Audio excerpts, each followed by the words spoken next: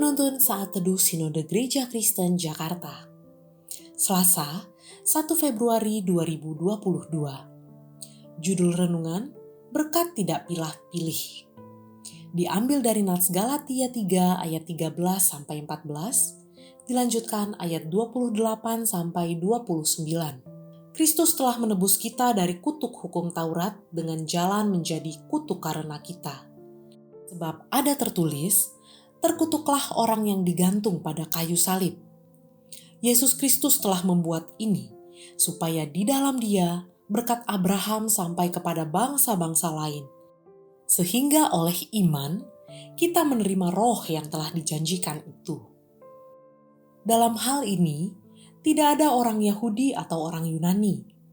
Tidak ada hamba atau orang merdeka. Tidak ada laki-laki atau perempuan. Karena kamu semua adalah satu di dalam Kristus Yesus. Dan jikalau kamu adalah milik Kristus, maka kamu juga adalah keturunan Abraham dan berhak menerima janji Allah.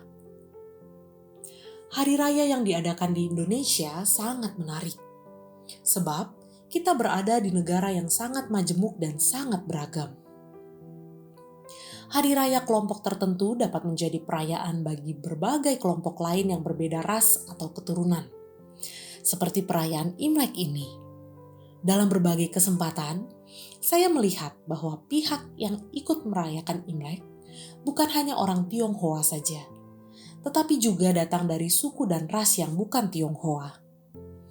Dalam kebersamaan Imlek dengan saudara, kerabat, rohaniwan, dan pekerja lain, dalam keluarga saya, kebersamaan itu sebagian juga dihadiri oleh kerabat atau teman dari yang bukan Tionghoa.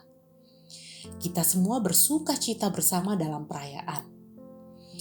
Ini adalah sebuah nuansa yang baik dalam membangun nilai-nilai keberagaman.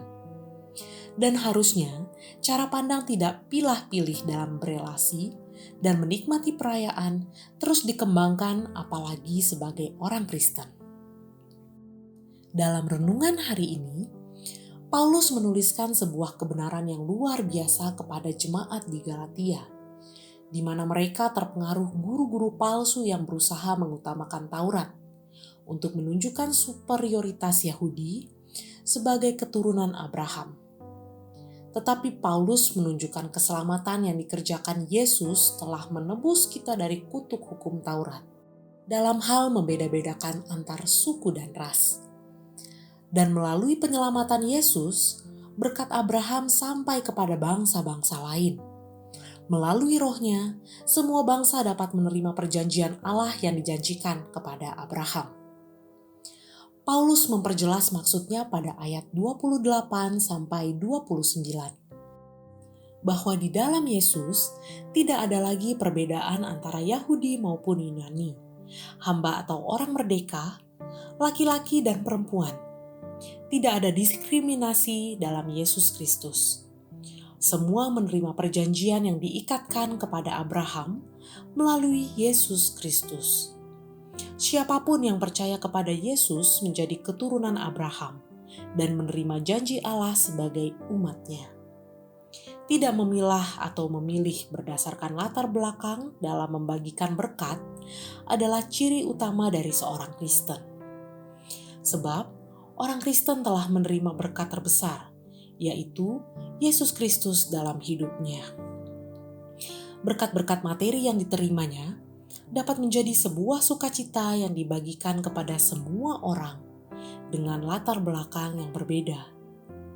Dan di dalam hari raya Imlek ini juga kesempatan bertemu dengan berbagai latar belakang, baik ras, suku, sosial, ekonomi, pendidikan. Seharusnya berkat yang sudah kita terima disalurkan kepada semua jenis orang tanpa pilah-pilih. Dan yang paling utama adalah berkat terbesar, yaitu keselamatan dalam Yesus Kristus. Diberitakan kepada mereka yang belum percaya kepadanya, agar mereka juga dapat terhitung sebagai keturunan Abraham. Tidak pilah-pilih dalam menyalurkan berkat adalah ciri utama dari seseorang yang sudah menerima berkat Abraham. Terpujilah nama Tuhan.